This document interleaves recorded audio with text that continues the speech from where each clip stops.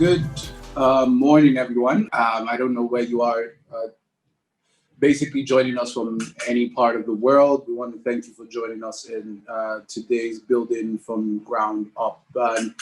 Generally, it's all about tech stories. It's all about people in tech and letting the world know how exactly they were able to start their ventures and grow from where they were to where they are right now.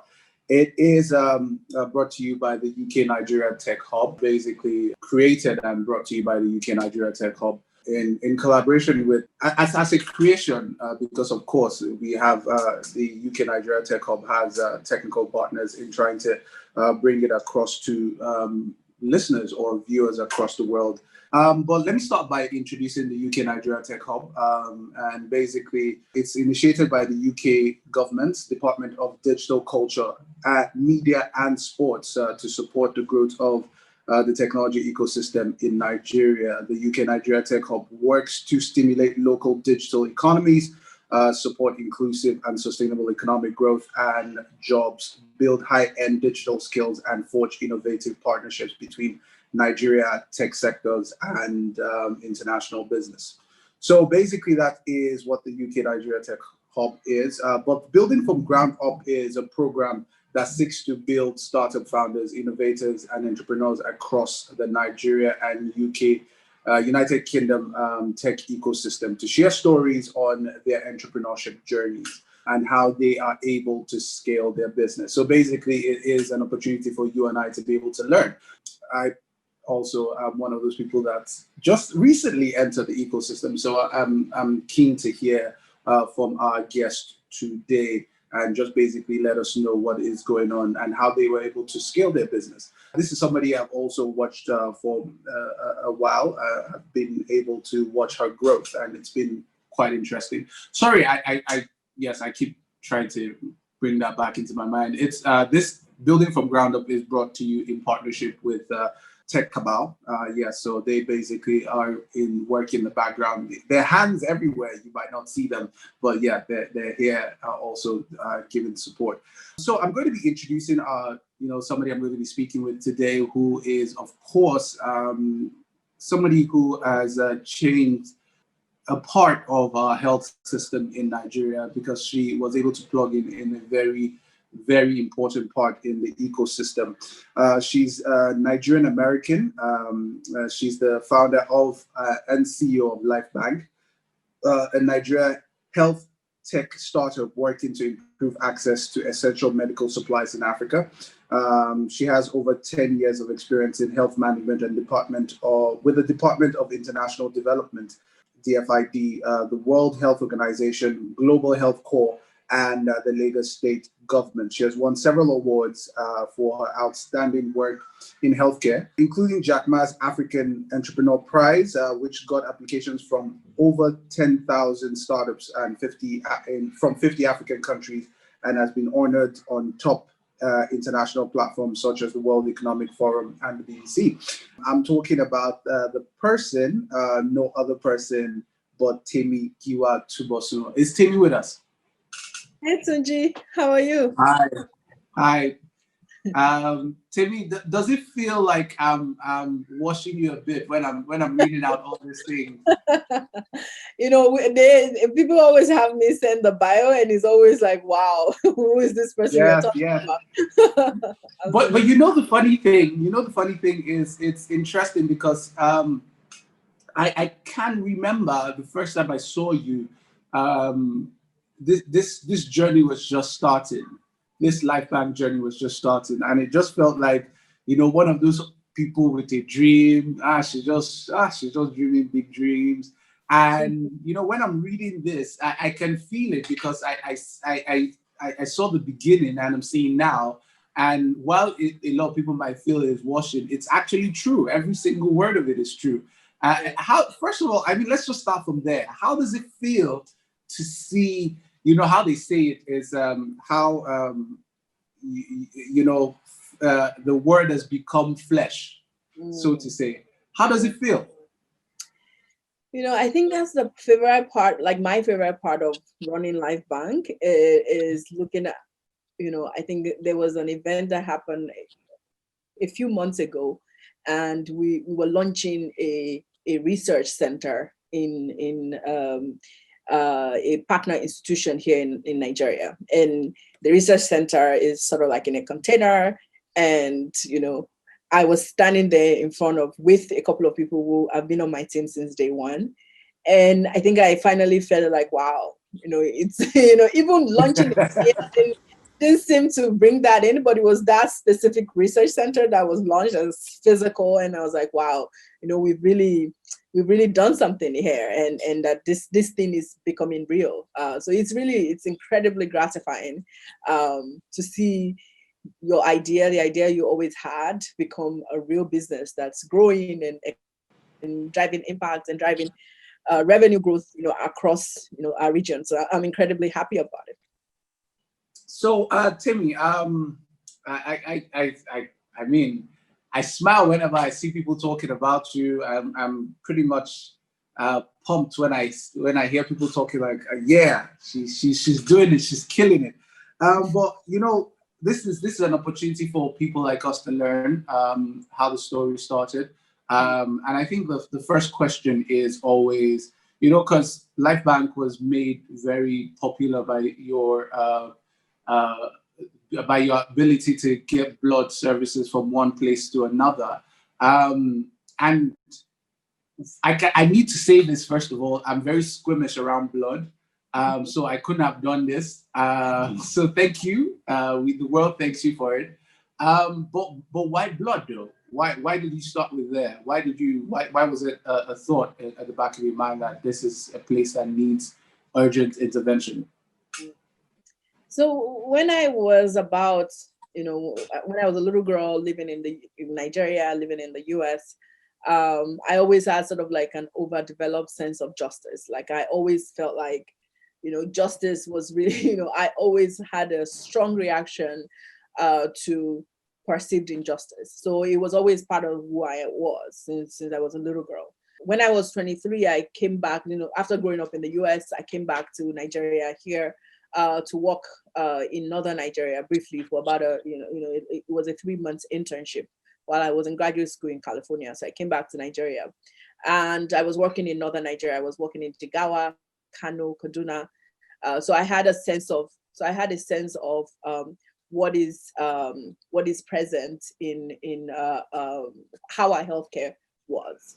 It was an incident that happened in Kano that got me really obsessed with maternal health care. So it's been my thing since I was, very young, to see that, women who deliver babies should not die while they're delivering their babies.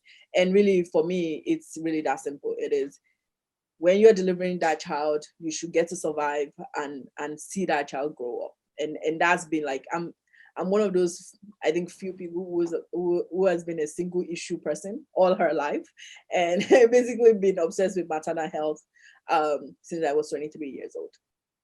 So go ahead. No, you were saying. Right.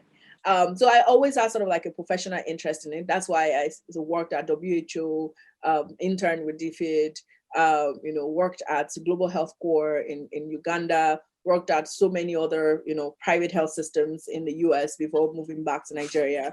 So it's always been sort of like, super focused on healthcare. And then I became a mom about 6.5 years ago. My little boy, is amazing, is fantastic. More importantly, is alive. It was a very difficult birth. I was very lucky to be in the US, and I had access to all the supplies, all the things that I needed. And I knew while I was delivering him that a lot of African women, a lot of women in Nigeria didn't have access to the same thing, the same, efficient health system. And while going through that process, I started researching what was it that kills women in childbirth. And it's something called postpartum hemorrhage. Basically, a mom gives birth, and within a couple of hours, she starts bleeding, and then she's dead. So it's very catastrophic. It's the largest killer of women in childbirth in the world. It's not just a Nigerian problem, it's a global problem. It's a problem that you're gonna find in lower to middle income countries across the world. And I also found out that 8 out of 10 women who die of postpartum hemorrhage could be saved if blood was simply in the hospital with them. So let's say, you're delivering a baby, your blood type, 2 bags of your blood type is sitting in that same hospital room. And you are most likely to survive the postpartum hemorrhage if the blood was available. So I thought, very, with the hubris of being young, I thought, well, I'm gonna solve that problem. I'm just gonna, and it's really very simple. Our business model, the work, the solution that we have to the problem has been very simple in the beginning, to say, we're gonna save mothers by making sure that blood is present in the hospital when they're delivering their babies. And that was it. That was a single insight, single interesting thing that started LifeBank. Mm, mm. I see that. It's always when you look at it from perspective of a problem, and this is one of the things I hear about from a lot of startup founders. A bit of naivety. If I knew it was going to be this difficult when I started, I probably wouldn't have done it. Absolutely.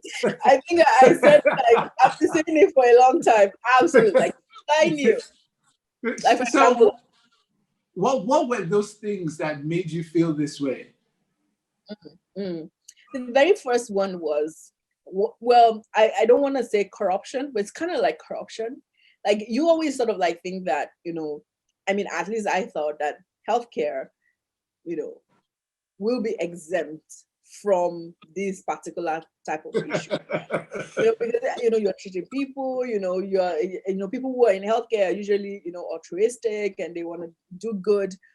So I always sort of expected complete honesty, complete focus on science and results. And the reality is, it's still human beings that are doing this work, and we still have a culture, a problematic culture, and it's just really hard. For example, our model is to deliver critical resources, blood.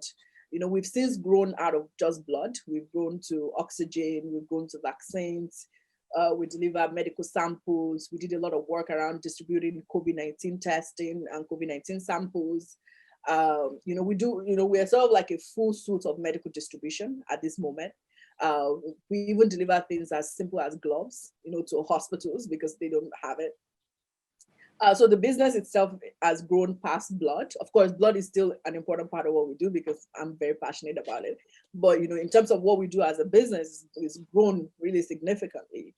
But I think we have to do all the work we do in 24 hours. It's on demand.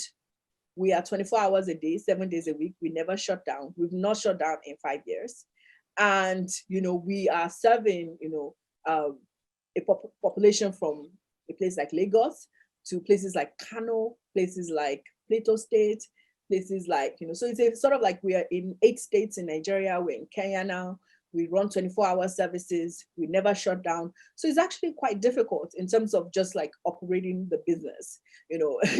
Leave everything, leave finance, leave all the other things. It's really difficult to move supplies round the clock, 24 hours a day, 7 days a week, maintain the quality of the supply, deliver it in the right condition, deliver it in under 50 minutes, to hospitals, in all these states round the clock. It's actually quite a difficult thing to pull off, particularly in a place like Nigeria where, access to infrastructure is very low. Safety is very, very low. If I tell you how much we spend on just making sure that our team members are safe, making sure that, we have the right insurance, etc. It's really, really, really, really, really capital intensive and very difficult. But I think for me, what keeps us going is knowing that we're impacting people's lives.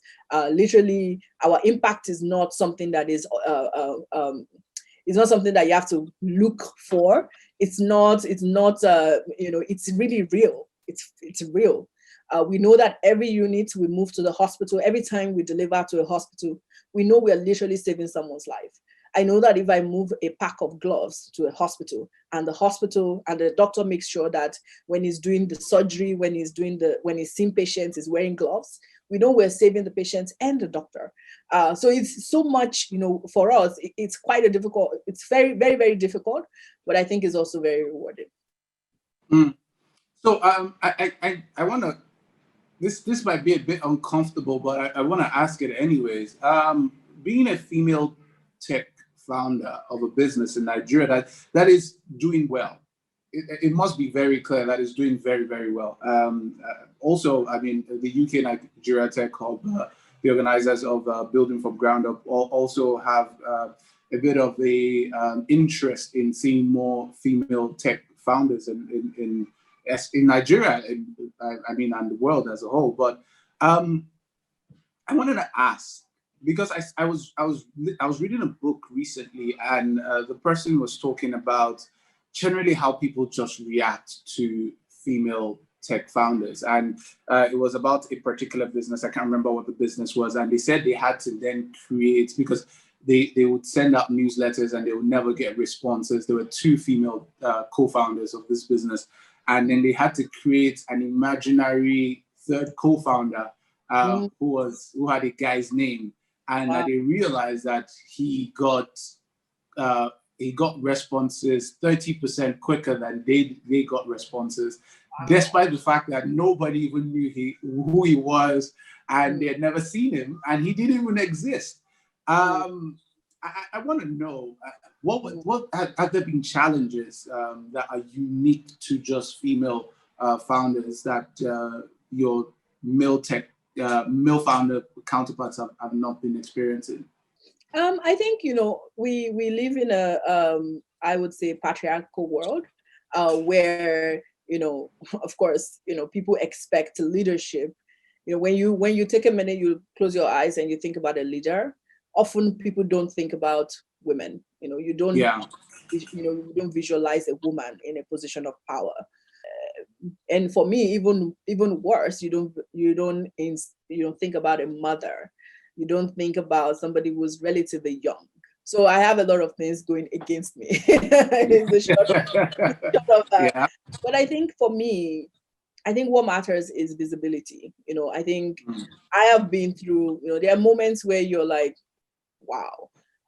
There are things, and I actually prefer, having lived and worked in Europe, in Nigeria, I actually prefer Nigeria's brand of chauvinism because it's public and it's wow. You know how bad they will tell you. How bad that is to look at two evils and say, okay, I prefer this evil of the two, and it's just weird. It's just a crazy scenario. Because you know where you stand. Because people will tell you. They will tell you, like, who's really in charge. I've had comments like that all the time. Wow. So who's really the brain behind this business? So you people really don't consider leadership to be a feminine or a woman thing, right? But I do think that for me, I'm very comfortable in being a woman. I'm very comfortable being a leader. To me, there isn't I don't try to be a leader. I am a leader because I lead. I manage, and I have a ton of experience in the work that I'm doing, and I'm incredibly passionate, and I learn, and I inspire my team. I pull them to the light. And for me, I think that it is that confidence and that and being public about the work you do. I think that's really how you sort of like get up above what people think a leader should be. I think I have a lot of empathy for people in Nigeria generally. I have empathy for people who actually feel this way, because for me, I think that women lead well. I always believe that women can lead and lead well, and the way we lead, particularly with emotional intelligence, with calmness, inspiring our team, it's actually very valuable. Particularly when you're doing work that requires passion. Right. So the way women lead, I think, really works for the business we do. In fact, I think men should learn from women in terms of how to lead well, how to lead better. I think the world needs a lot more empathy, a lot more kindness, a lot more passion, and for me, I think women naturally sort of like lead that way. And I really enjoy that. And I believe in the way that I lead as a woman. So for me, I think I'm always like surprised and taken aback, but also empathetic, because I was like, you've never been led by, a great woman. And that's why you're saying what you're saying. You should try it and you realize the difference. And you always maybe even get the male leader in your life to learn from the women leaders so that they can lead with empathy and kindness. Yeah. I think this is very profound because I know this to be true, and in my startup, it's a deliberate attempt to make sure that I have women leading in strategic areas, because I'm thinking, you can't go wrong. You can't go wrong if you have them in that area. Though I'm not entirely telling them, but yeah, I was like, yes. Now they know. Yeah. Yeah, but they lead. The chairman of my business is fantastic. CEO, awesome person. So yeah, I do agree with you entirely. Let's talk to funding. I'm also in that space right now, trying to look for money. How did you do this? Help us. Tell us the secrets. How did you raise money? And also we know that you raised around, and then there's this grapevine gist that you just raised another one. I don't know if the gist is very authentic, but you tell us, how did you do it? First of all, let's know how you did it. We've actually raised quite a lot of rounds that we've not been public about, because for me, I think I'm trying to sort of like shift the conversation from raising to actually actually expanding and scaling. What we will always announce at LifeBank is not a raise. We will always announce what we've done. Because I think that's why people should give us props. Around fundraising is a tool. It isn't an end. It's sort of like getting fuel. Like, nobody's gonna congratulate you for getting fuel in your car. Like, oh wow, you got fuel. Yeah. For me, so I think it's like, raising rounds is like, it's fueling your car. So we've raised quite a lot of rounds, in multiple rounds that we've not announced. And it's because of me just really believing in this idea of people should give us props for scaling the business, for hiring a great team, for doing amazing things, for driving impact, as opposed to for raising funds. But to your question about raising funds, I think that for me, there are multiple things that I think are important, and I'm always wary for in giving people advice, because it's really very healthcare centric and it's very LifeBank centric in terms of the knowledge that I have in terms of fundraising. But I think that what matters is making the value clear. A lot of people are often, maybe it also helps us, because when I go to these meetings, people are quite surprised at what we've been able to achieve, because we don't loud it, if you will. We're not like a cool startup. We're not the startup where you think, wow, what a great startup. We're quiet. We're sort of like, quietly, executing and building. About the work. Exactly, about the work. So when we show up to these meetings and we're meeting investors and they see what we've been able to pull off, they're always sort of like taken aback of like, wow, we didn't know, and we weren't aware of what you've been able to do. And I think that helps, because first they come to the meeting not expecting much.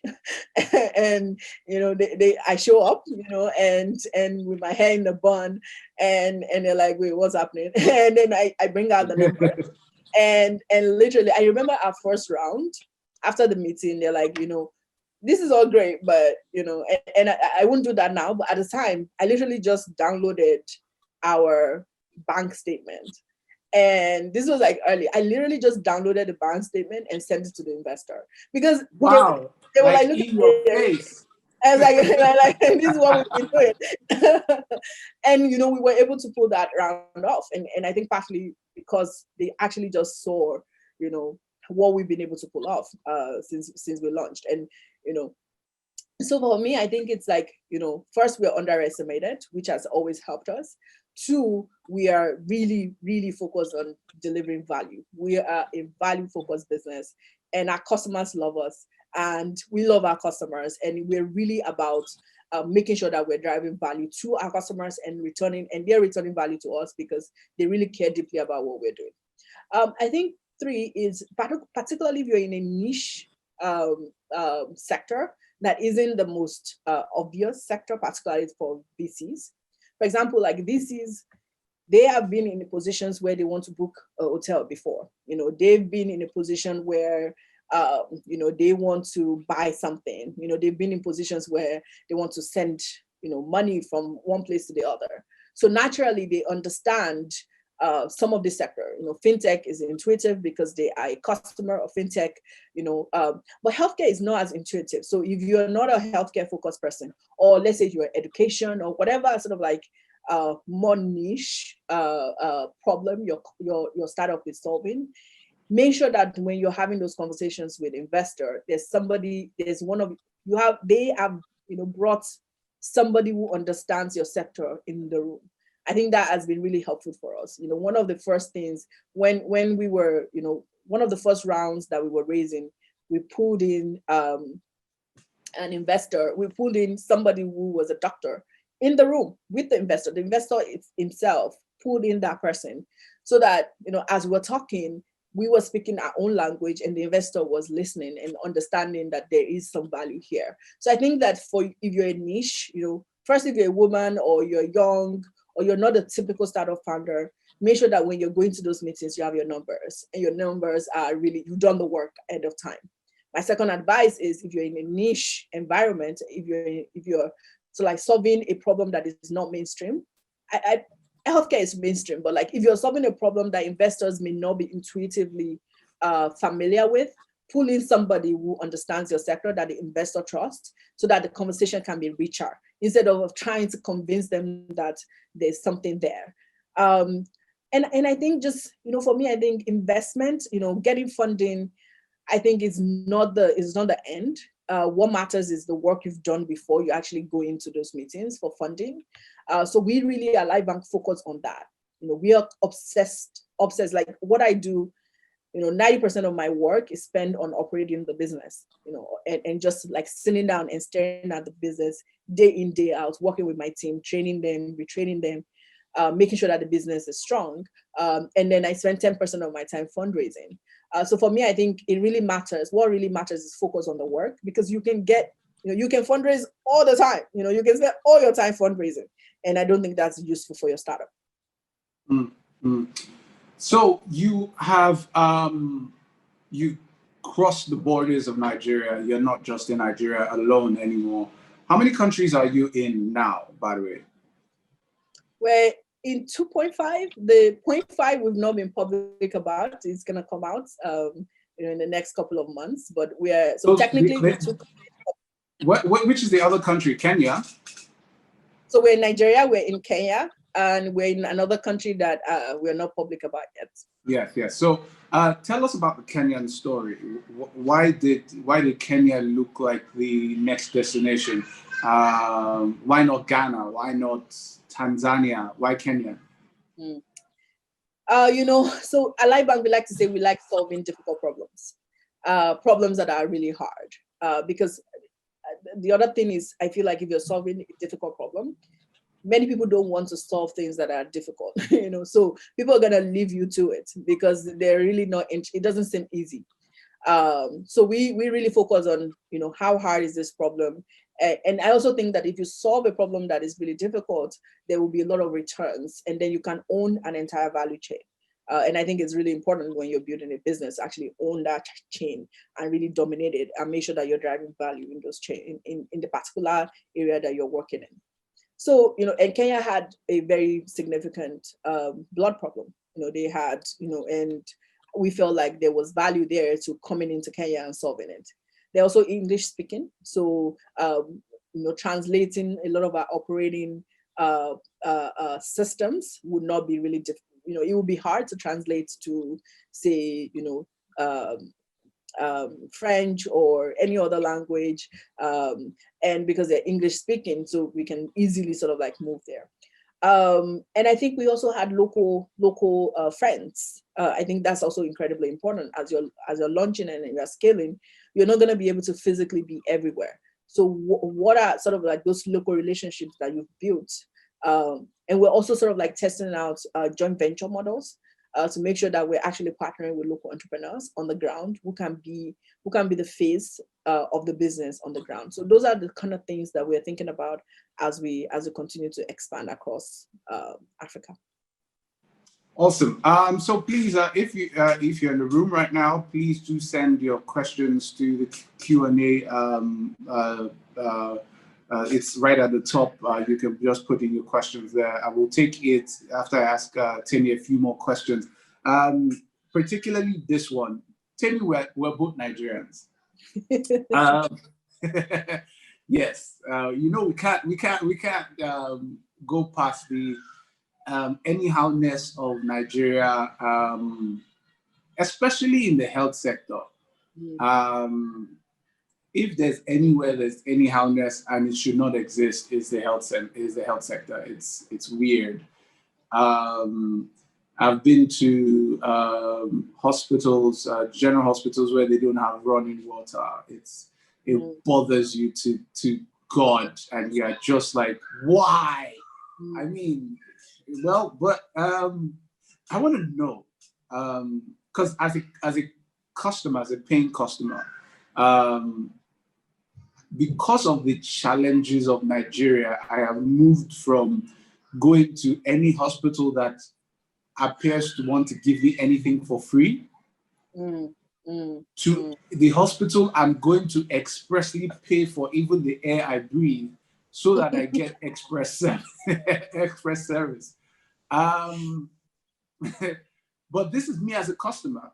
And I think if I as a customer is getting this much trouble in terms of just accessing healthcare, I'm wondering how you, a co-practitioner in the system, is finding pushback, is finding challenges, just being able to deliver your service to institutions that need your service. What were the biggest challenges you saw in just being Nigerian, operating your business in Nigeria, and just trying to make things better? I'm sure there were challenges.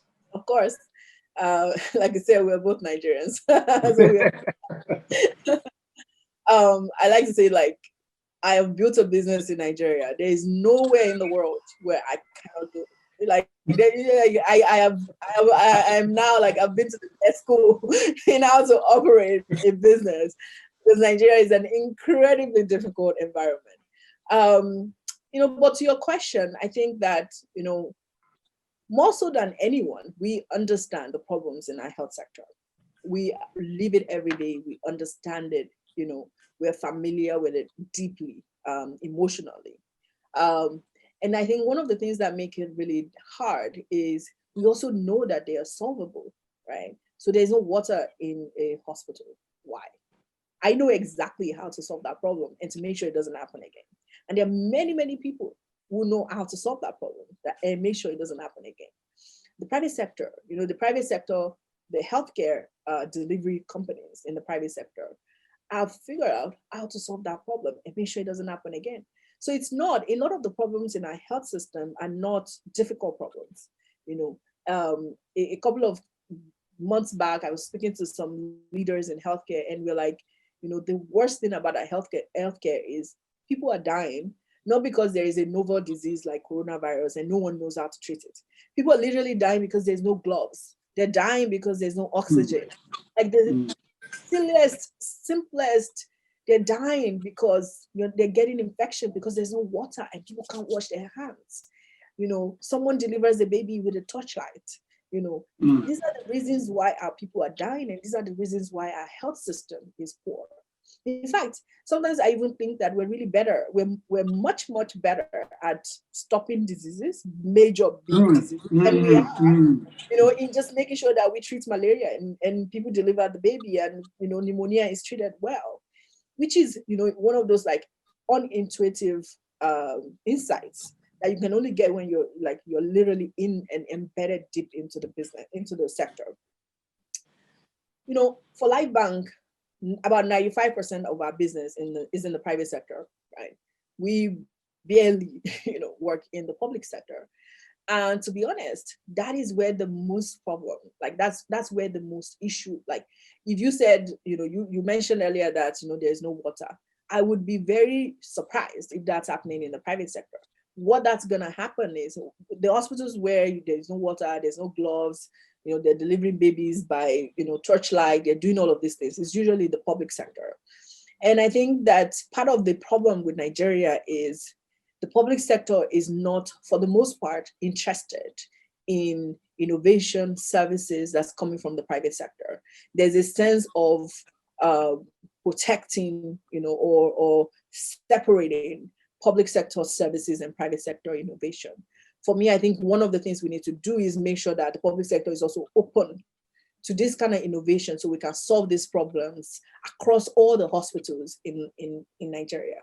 Now, there is no hospital, right, in Lagos, in Abuja, in Port Harcourt, in Ibadan, in Bayelsa, in all the places where we operate. There are no private hospitals that would not have blood. Once you plug into LifeBank, you will never run out of blood. Once you plug into LifeBank, you will never run out of oxygen. Even if there is a major, during the NSAS movement and where no one could move, we were still moving. We were on standby. There was a couple of hours where we couldn't move, we couldn't go deliver. But as soon as everything was, things got calmer, we pushed and went to deliver. We work 24 hours when there's, COVID-19 shutdown. We are always working. So if you're a private sector company, we can guarantee that you will not need oxygen. We know you will not need, blood. You're not going to need gloves. You're not going to need vaccines because you're plugged into the LifeBank's innovation. But we don't have the same. We can't say the same thing for public sector hospitals. So I think the place where we have the most problem is in public sector. And if we can figure out how to get the public sector to be interested in innovation, particularly innovation that are developed in the private sector, I think we'll be in a good place as a sector, as a health sector. Yeah. That was just a rather sober moment, for your country. You just kind of feel, can't we just do things right? But because it's not rocket science most of the time. It's just people not wanting to do what is right. And we thank you for being given the service. I mean, because it's a business, but it almost feels like a social service. It is a social service because at the end of the day, it's blood is a major reason why a lot of people die in this country. Oxygen is the reason why a lot of people die. It's just crazy. It's just crazy.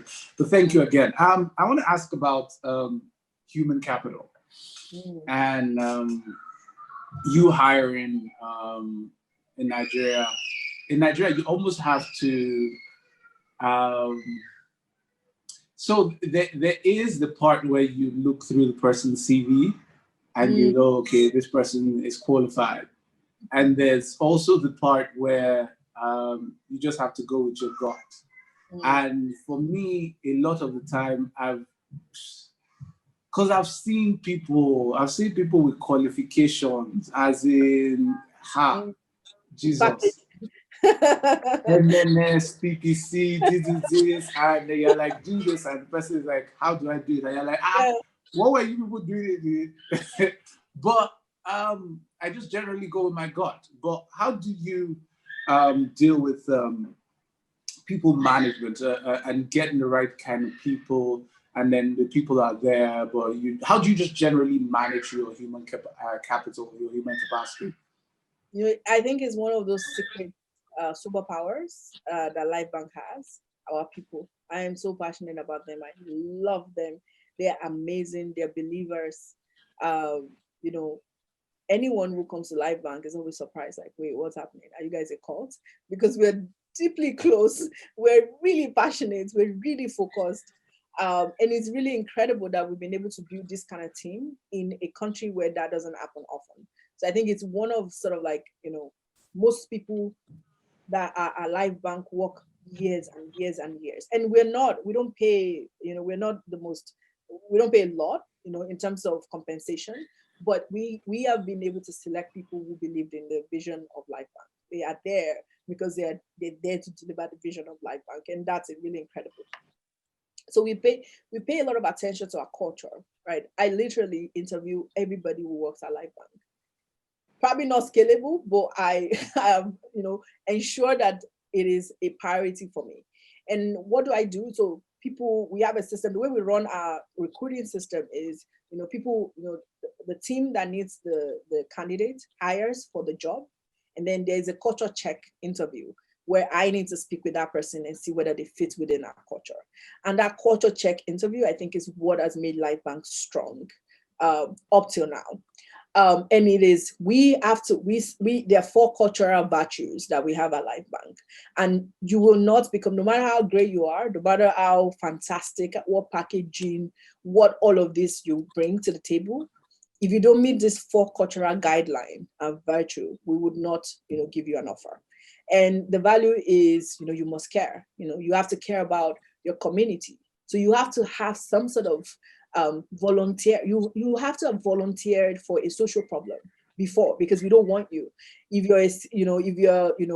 you're applying for a CFO and you've not volunteered for anything in your past, we're not interested in that person, because for us, we're passionate people. We want people who are committed to driving change in their communities. We have things about, you have to be relentless, you have to be, I'm looking up because I literally have it, in every office where LifeBank operates. We have those 4 cultural virtues, and we're really obsessed with making sure that everybody that comes in fulfills that cultural virtue. The next thing we do is, if you should come in, somehow we made a mistake and you enter without, and you show that you don't have those virtues or you are unable to deliver value, we quickly fire. So we are very, we built a system where we can let you go. We compensate appropriately and we let you go. So if you show yourself as somebody who doesn't care, or somebody who's not relentless, somebody who doesn't have a learning spirit, and you enter the business, we quickly let you go and compensate generously and let you go. So for us, it's really important, those sort of like system that we've developed over time to make sure that we have the right people. And we're always teaching. The first instinct whenever we have an open role is to basically look at who we have and push them. We have a saying at LifeBank that you should not stay in a job past 18 months. So within LifeBank, you should not stay in even if the name, the title of your position is the same, in terms of what you do every day, it should not be the same. Anything past at the 19th month, you need to be changing what you're doing, because you've learned, you are growing, you're pushing yourself to the next level. So I think for us, that's what matters. We're not the coolest people. We don't give free laptops. There's no free lunch. And there's none of that. But what we do... Is there a game room? Is there a game room? There's no game room. There's no nap room. We are professionals. We're here to work. So there's no game room. There's no nap room. There's no free lunch. You're just here to learn, to grow, and to be compensated for the value you give back to the business. Yeah. So I wanted to quickly ask, work-life balance, especially for some of us that are parents and also entrepreneurs, also can be a challenge. You have to, you're giving so much to your business, and it can be very engrossing at the beginning, or the times you're trying to scale from one point to another. And then there's this other part of your life also that requires you to give it as much, because sometimes I look at my kids and they feel like a startup themselves. You have to, and they're consistently evolving. At 1 year they're a different entity, at 2 they're completely different, at 3 it's like you're starting a new business every year. So how do you weigh both together? How do you keep the balance to do this and this without one failing the other? So I don't believe in work-life balance. I don't think there's such a thing. It's never gonna happen. I don't believe in it. I don't try to make sure there's a balance. It is what it is. If you're a CEO of a company, you're going to have to choose, and balance is not gonna be it. What I do believe is harmony, like work-life harmony. There needs to be a complete it's like you're juggling balls. There's some days where I'm not at LifeBank at all because I have a rule. Sundays is mommy day. So on Sundays, I give bath times, I cook for my family, I do all the things. Monday to Saturday, morning till evening, it's LifeBank time, not mommy time. So I depend on a group of amazing people, the housekeeper, the nanny. I have the most amazing husband in the world. So I really have a very strong support system. But Sunday is mommy day, not LifeBank day. So LifeBank, don't bother me on Sunday. It's day that I really focus on my team or on my family. So for me, I think what matters is building that harmony, making sure that you're not dropping any balls. Children, for me as a parent, I don't think what children desperately need is quantity of time. I think what they need is quality of time. So when you're with them, are you actually spending that quality time with them?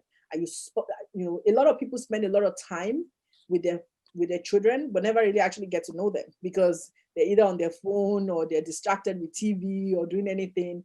But for me, I like to do intense, making sure that the quality of the time I'm spending with my children is very high. I'm speaking to them, I'm getting to know them, and for me, I think it's that flexibility, knowing that my work life and my home life don't need to be balanced, but I need to make sure that I have flexibility in these two sort of like areas of my life. I think is really important.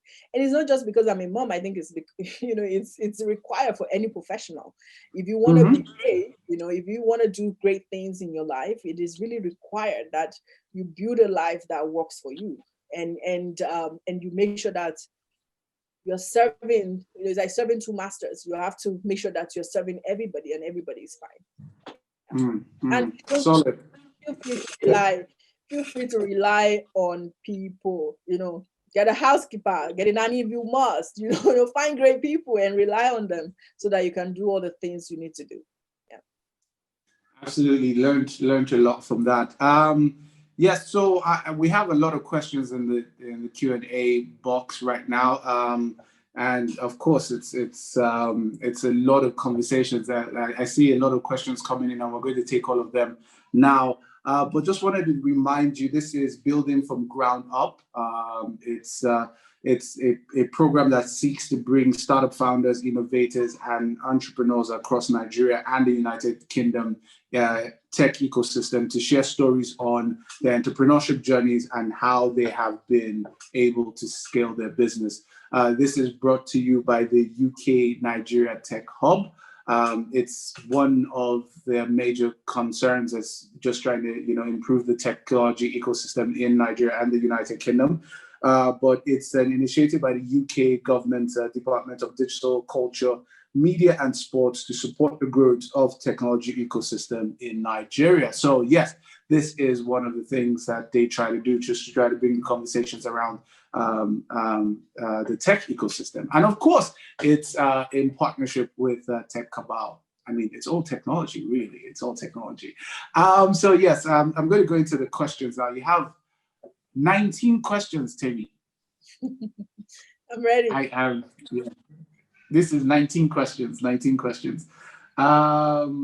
there's still more coming in, but I will try and take the. So let's start with this one. What have you found to be the biggest operational challenge for LifeBank? Biggest. What's that one thing that you when you see, you just take off your weave, you're like, nah, I'm not doing this again. To be honest, it's security. When you operate in Lagos, security is not a significant challenge for the most part. I mean, there's still security issues, but it isn't like the biggest challenge you face. But once you're outside Lagos, you're in like 8 states, like I mentioned earlier, in Nigeria, you understand how incredibly unsecure Nigeria actually is. And that has a lot of cost for us. I think the biggest challenge, the biggest pain point that I have, particularly operating within Nigeria, is figuring out how to keep my people and our equipment, our delivery, mechanism safe from people who don't understand what we do.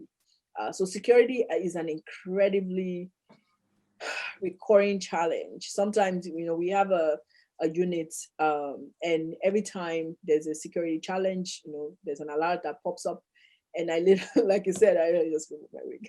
I remove my wig, get a glass of wine, and like, okay, we gotta solve this problem. And it's a recurring, incredible challenge operating within Nigeria, and it's a challenge that as a country we need to solve. Yeah. So we still have more questions. So this question, I'm sorry that I can't take your names. So this person is asking, what is LifeBank's next product or focus area? What are you going to next? This person wants to be ahead of the curve. What's next for LifeBank? Wow, it's a lot. We have an incredible R&D system that I am just really proud of. We have at least like 5, 6, 7 products that people don't even know about that we're constantly tinkering with and getting ready and testing. So for me, I think that, one of the things that I'm really proud of, at LifeBank is our quiet R&D and how we do clinical research. We're constantly doing, different types of things, partnering. We have a great partnership with the Nigerian Institute of Medical Research. So we are really just like doing a lot of uncommon things when you're a very small startup. So we really develop our R&D. The product that I think I'm really excited about now is a system that we're calling Stock Bank. And it's basically providing critical medical consumables to hospitals. So moving slightly away from, the emergency, supplies that they need, to just making sure that we build that silent infrastructure that will power healthcare. So I'm really, we have so much, that I'm really excited about, but I think top of mind or the next one is a product called Stock Bank. Yeah. Somebody just asked, how do you make money at LifeBank? I want to know that one too. This is a new question, by the way. But I had to jump to this one because I'm like, yeah, I want to know this too. We make money like, I think of ourselves as Amazon. We are a marketplace for critical resources. We can make money in different ways. We make money in distribution. We make money in some of the tech that we build. So we're sort of like, the same way Amazon DHL makes money is how we make money. So somebody's asking in terms of pricing, how were you able to determine the? Let me read it. How did you identify the right pricing for your service? It's always interesting. It's sort of like a what do you call it? It's not a science, is an art, and you have to focus on the value you're giving to your clients, and you have to price accordingly. Of course, you have to be profitable. You have to make sure that your unit economics is strong, and that unit economics is profitable. There's profitability with unit economics. So for me, I think that it really depends. It depends on the product and the value that, first, what's the value that you're giving to the customer, and then making sure that you're pricing it appropriately to make sure that you have your unit economics is positive and that you can grow into your business. Yeah. More questions here, and this person is asking, so when you're expanding into a new country, what's the first thing you think about? Especially with that half, because you said 2.5. So yeah. What's the first thing that made you go into this half country? So you of course you want to make sure that there is a problem there. So the problem that you solve with your model exists in that market, and you have to have. And I think the second thing is the team. So literally the first thing we do is there a problem? Yes. And then the second thing is, can you find the right person to really actually drive the model within this market? And when those two things are present, then it's a go. Yeah. All right. So somebody from Cameroon is asking, would like to partner with you to bring your services here. How can we approach you? First of all, let me say this. I always say there's a finder's fee, which comes to me. I knew where that was going. I brokered this. I just want you to know. Not you, not Tech Cabal, not UK Nigeria Hub. It's you. It's between us. It's between us. um, yes, absolutely. We're interested. If we are very open. Please send me an email. Temie, Temie at LifeBank.ng. Please send me an email. I'll get on a call with you. See if there's value there. Like I said, it's two things. Does the problem exist in this market? And two, do we have the right team? So once those two things are there, then we'll definitely come. So somebody's asking, any advice for non-technical founders in a tech startup world? Those of us that don't know how to code, that don't even know what code is, because in my world, code is like street lingo. So that's all it means to me. Right. But how do technical founders, any advice for them? So you have to bring other values to the market, to the business. I am an operations person. I know operations. It's what I do, is what I love. It's what LifeBank is a deeply operational business, right? You need to know tech is really critical to what we do, but operations is as well. So it wouldn't have worked if I didn't know operations well. The business would not have scaled, it would not have grown. And it also would not have worked if I didn't have the second employee of LifeBank ever be somebody who could build tech and was sort of like a tech savant. So for me, I think between both of us, I'm like an operations savant and he's a tech savant. Between the two of us, we were able to build a business that's growing and that's scaling across the world. So I think that's if you are not if you're not a tech founder, if you're not a technical founder, you need to make sure that the other a business, except you're like a hard tech business, then maybe it won't work.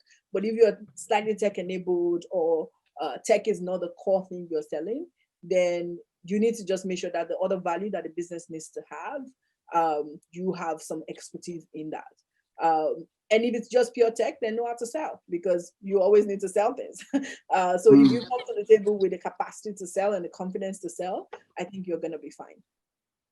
So this person is asking, have you ever tried partnering with the federal government, knowing fully well the challenges as a result of bottlenecks and whatnot? If yes, what were the difficulties? And I know you can plead a fifth on this, because we know the challenges with the Nigerian government. But what were your challenges? Have you ever tried to? And if you have, because I know you have, what were the challenges? We've tried. I really believe, the problem that I set out to solve with LifeBank was actually a problem that I saw in a public sector hospital, and it wasn't a private sector thing in terms of what was in my head. It ended up being a value. The biggest value was also to the private sector. They loved it and they jumped on board immediately. And we've tried, of course, the federal government, we have a great relationship with them. Mainly because they are a regulator, and healthcare is incredibly regulated. So we need to maintain a working relationship with the federal government. Yeah. So I give them props for that. And to be quite honest, I know a lot of us don't give them props, but I give them props to regulating us well. First, they make sure that we're doing what we need to do well, and they don't get in the way in terms of, as long as they see that our system is state of the art, and it is. So I really give them props for that. But in terms of having a partnership or a relationship that is us bringing our innovation into the hospitals that the federal government has, that has not happened. I'm not ruling it out. But I think the reality is, it's also a big world. It's a big problem. It doesn't mean that LifeBank is going to suffer if we don't get government agency into our system. We can go outside the country. We can expand to different continents, etc. So for me, I think I focus on that. If it's not gonna work, then move on to the next thing. Yeah, but again, very great relationship in terms of regulation. Yeah. Yeah, better be. So let me ask this question. It's about this person is asking here that did you have prospective customers before launching, or you got your customers after launching? So launching is a strange term because we really never launched anything. We just started. We were the product and we started going to the hospital. We told the hospital and then they started using it, and we didn't bother launching. Actually, we never did like a launch in terms of the product. But really, when we were building it, it was an idea. Of course, it didn't have a customer at the time. It was just an idea that I had. I still had a full-time job at the time. So I basically was using my salary to build the product. And once the product was there, I was able to quit my job. Oof.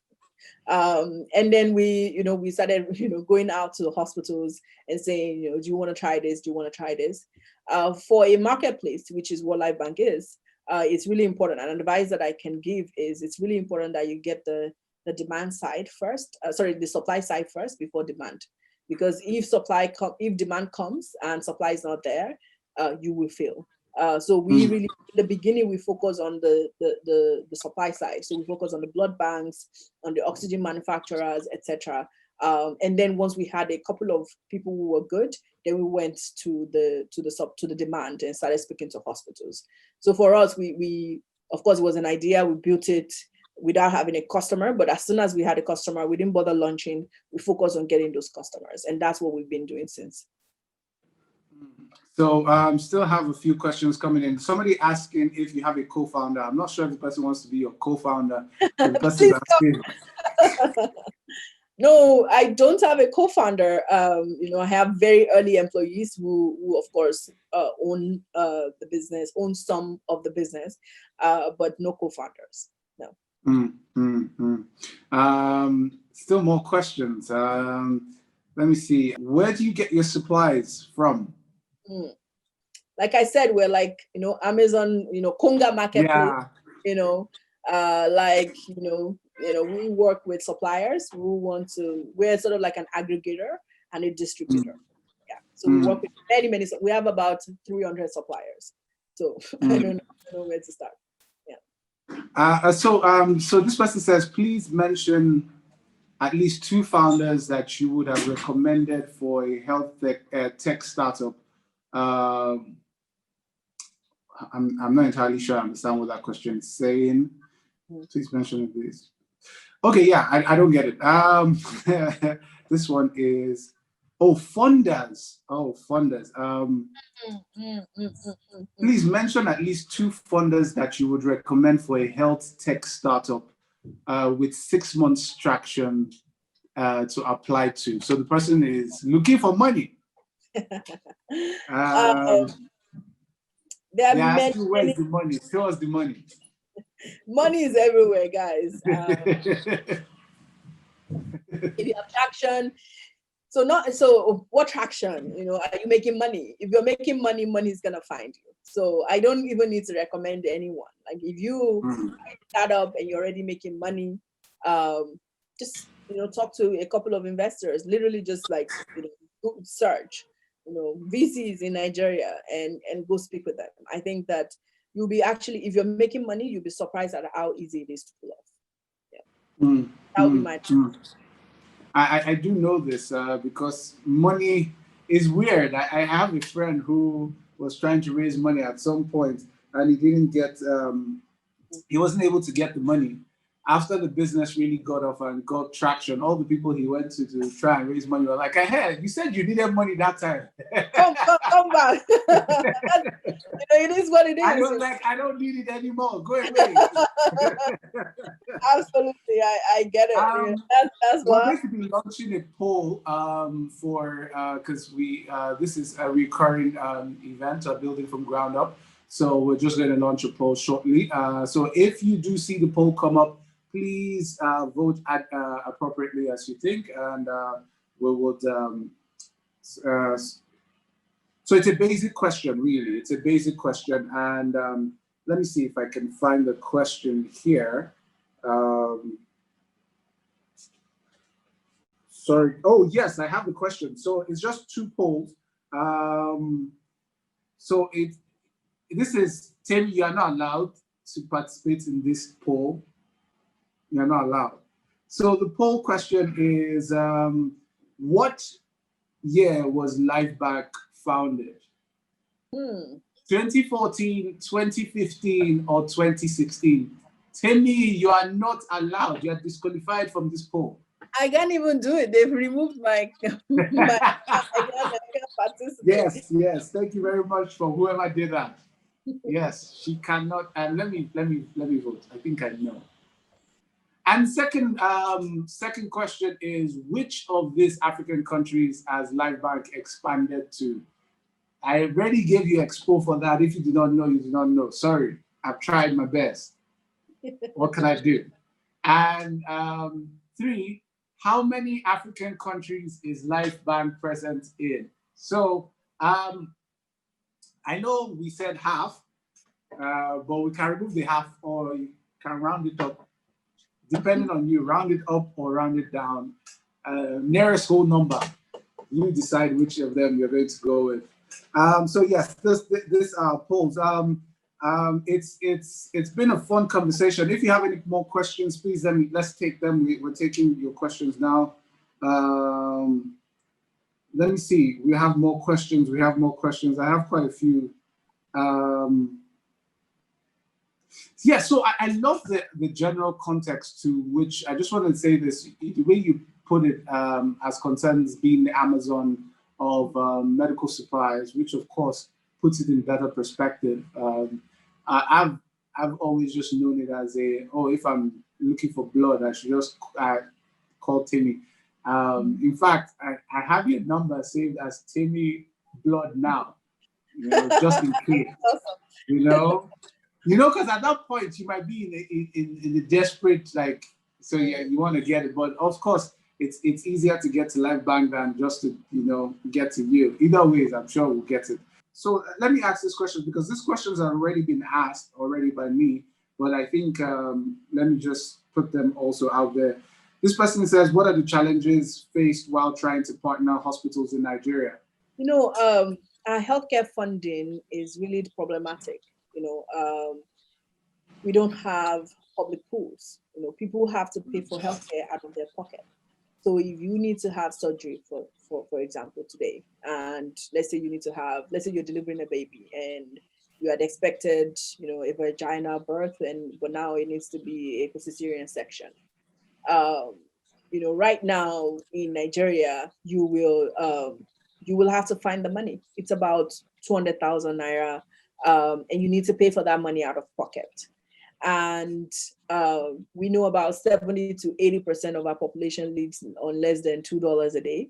So, people don't have money. They don't have money, and healthcare is expensive, and there's no systemic way. We've never built a public pool, a public option to pay for healthcare.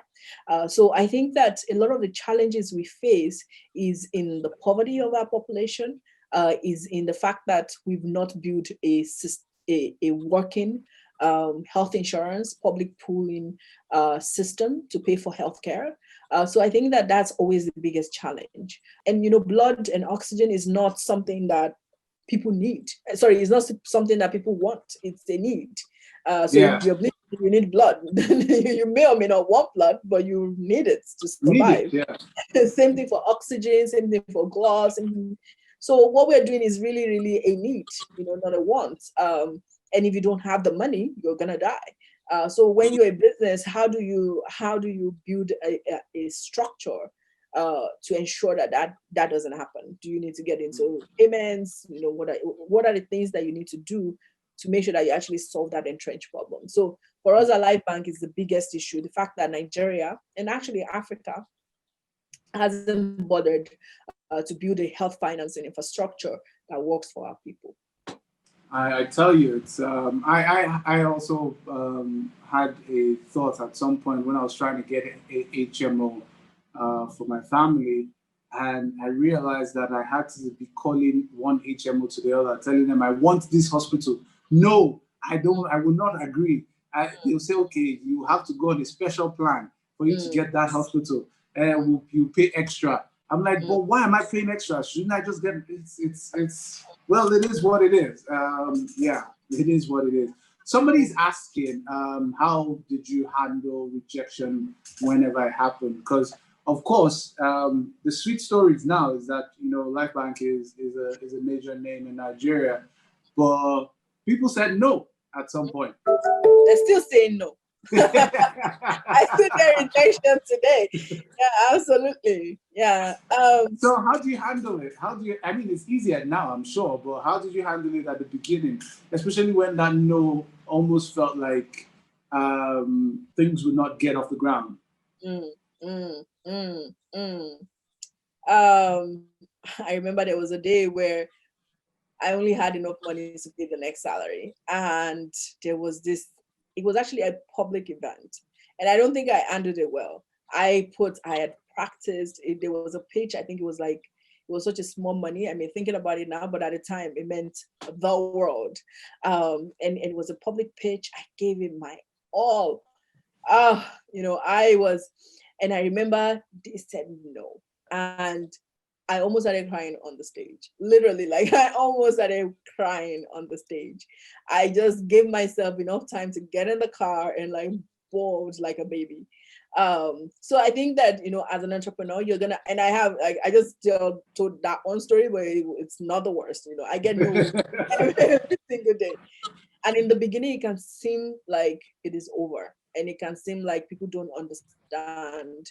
I used to say to people like, do people know that if LifeBank is not, viable, it means that a lot of people will die? How are people not understanding this? Like it always like just really shake, like it's hard, it's difficult for people not to feel what you feel about your business because you're of course incredibly passionate about it. So, how do you handle it? For me, I think I give myself a day or a couple of hours if that's what I have. In the beginning, I would just like make sure that I feel it. And then next day I get up and go. And for me, I think that resilience is incredibly important. I always say like one of the biggest job for a CEO is managing your own psychology. And it's really, really important because you're going to get no's. Investors will say no's. Customers will say no.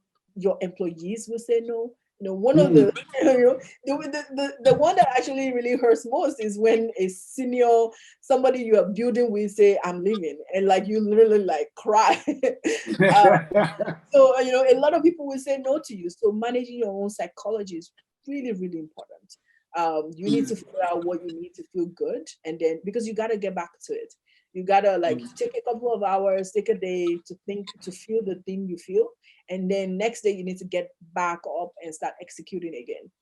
That was in the beginning. Now I don't even get a day. I don't even get 20 minutes to feel bad. So I literally was like, okay, you have 10 minutes, feel all the feelings and then get back to it. So I think that, you're going to get no's. You just have to manage your own psychology and make sure that you're ready to deal with it. What I tell my people is, as an entrepreneur, at those points, if you have to cry. Nah, business you do. You don't keep person. There's nobody that's going to arrest you for crying. I get in my feelings. I give myself a couple of hours to cry it out, and then I'm back to it. So I definitely tell people all the time, feel free. Yeah. Right. Yeah. So we're going to be sharing a post-event survey in the chat room soon. So I encourage you to fill it. It will help us, better align the building from ground up sessions better for you, just to help you, help us understand what exactly you're looking for in these sessions and, better curate it for you. Somebody's asking another question, Temie. How did you address logistics challenges from getting the blood from the blood bank to where it is needed, since blood is needed in emergency? So yeah, I've thought about that too. Hospital A is in, Bagada, and your the bank is in VI. Your office or somewhere is in Ikui. Biddy bang, biddy boom, push. We need blood in Bagada right now. How do you manage those challenges? How do how do you roll out? What's the it's okay. So for people who don't have kids, you might not understand what I'm about to say, but Paw Patrol. Oh my God, I just feel, yes. Sorry, I can't believe I just did that. I get it. Anyways, Paw Patrol, kill me, sue me. Whenever there's a problem, they have this thing that they do. They roll down. There's this like high tower. Then they come down. Everybody comes out and they roll out in their trucks and things like that. And then they go and solve the problem. What's the Paw Patrol situation for LifeBank? I love that. As a parent, we're past the Paw Patrol stage. Now we're in superheroes. So everything is superhero related. So I definitely understand. In terms of, we're a distribution business. So that's literally what we do every day. When a hospital will literally call and say, I have 40 minutes, get here. And we have to get there. So we do a hub and spoke system. So we're really widely diffused across the city. At any given moment, we can get to the hospital within 45 minutes. So most of our orders are delivered in 45 minutes, under 45 minutes. So we've really perfected with, platforms, proprietary technology. We partnered with Google. We've done a lot of work to make sure that we can hit that time and beat that time. So that's who we are, LifeBank. That's what we do. Yeah. Awesome. I love it. There are more questions coming in. I'm not sure we can take more of those questions now because if you do not know, while you're watching this, we have spent almost an hour and a half. I know it just went by like that. But yes, we have spent almost an hour and a half. And yes, there will be a survey in the chat room coming up, so that you could just fill it and let us know. We just want to be able to better curate this content for you.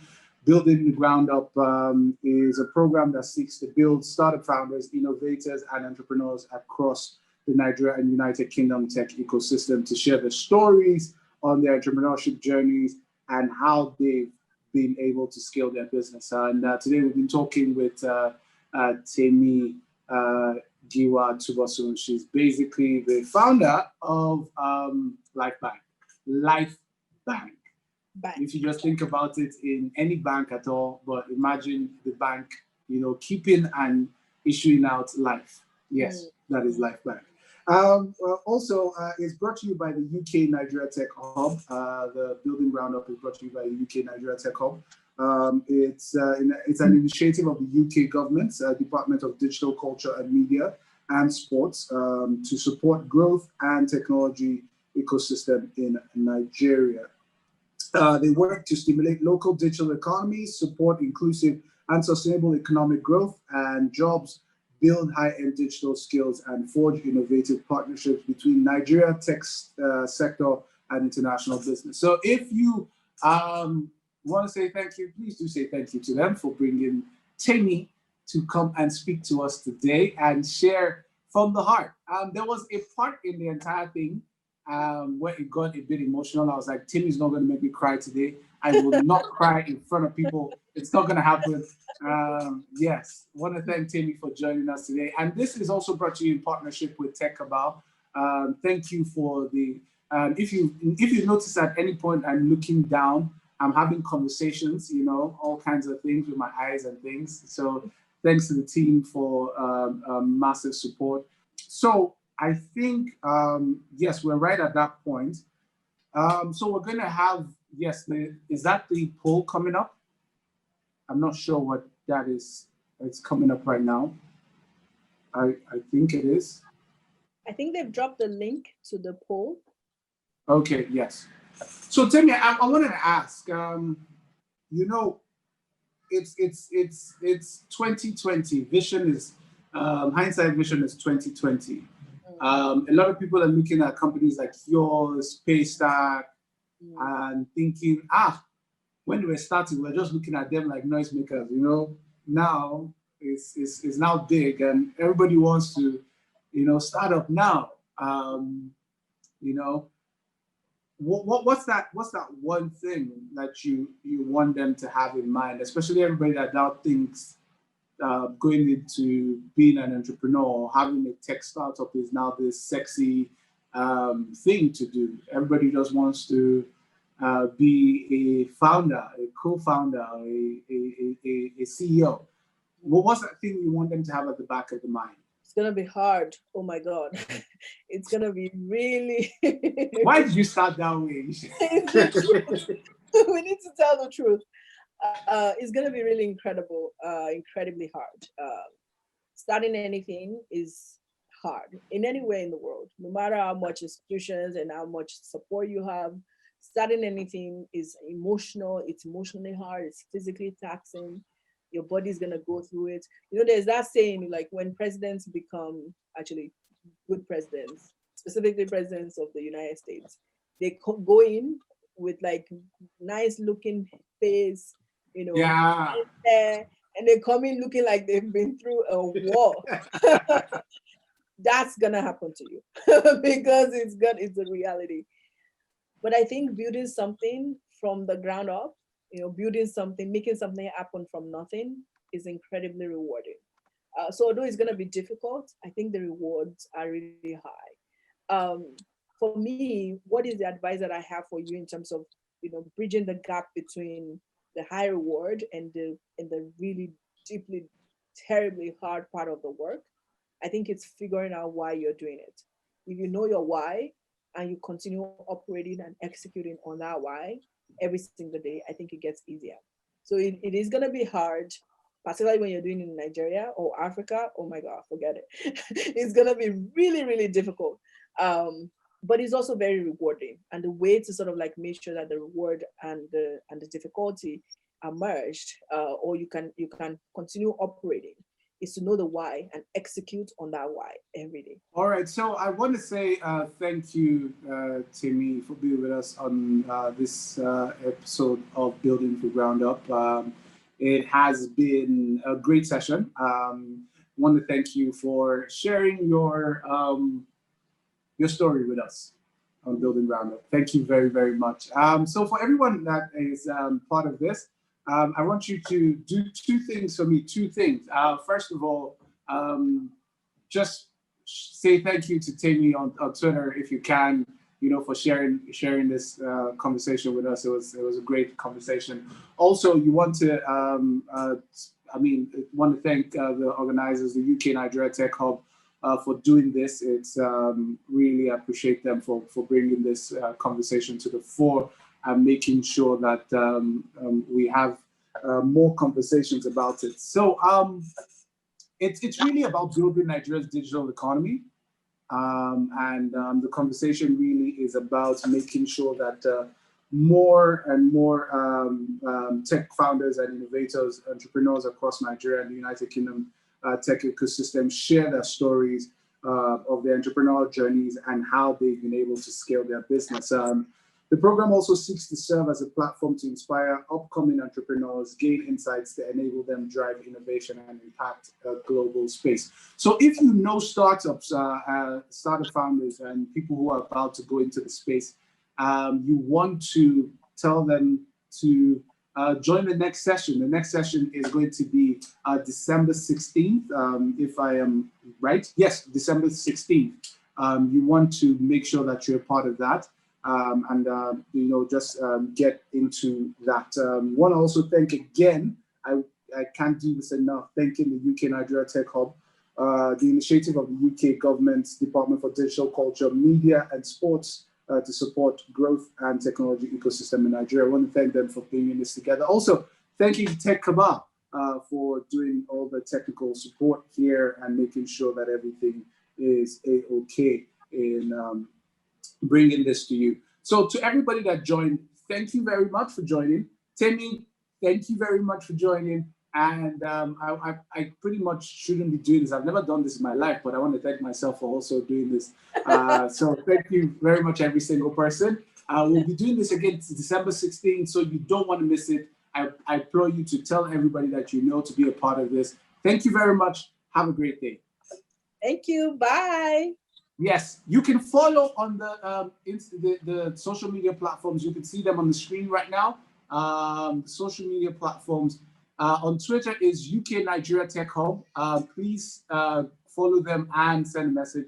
On Instagram is UKNG Tech Hub. On Twitter is UKNG Tech Hub, and on Instagram is UK dash Nigeria Tech Hub. So basically follow them on all platforms and let's continue the conversation. Have a great one. Temie, bye, see you.